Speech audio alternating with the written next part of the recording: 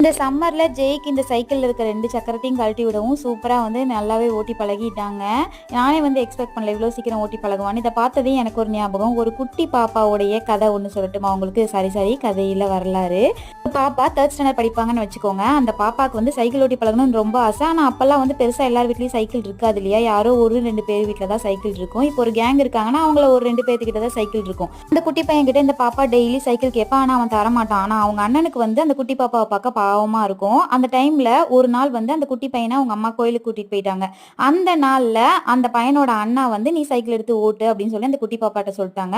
அவன் வந்துட்டா நம்ம கிட்ட இருந்து சைக்கிளை புடுங்கிடுவான் அப்படின்னு சொல்லி அந்த பஞ்சரான சைக்கிள்ல காலையில இருந்து சாயந்தரம் வரைக்கும் ஓட்டி பழகி இடையில அவன் வரானான்னு எட்டி எட்டி பார்த்து சைக்கிள் ஓட்டி பழகுனது யாருன்னா இது நான் தாங்க. இன்னைக்கு இருக்க கிட்ஸ் எல்லாருக்குமே எல்லா விஷயமும் ரொம்ப ஈஸியா கிடைக்குது. அதனால தான் அந்த பொருளோட வேல்யூ தெரிய மாட்டேங்குது. ஆனா நமக்கெல்லாம் அப்ப அப்படி இல்லை இல்லையா? இந்த மாதிரி உங்களுக்கு அனுபவம் இருக்கான்னு கமெண்ட்ல சொல்லுங்க. நாளைக்கு பார்க்கலாம்.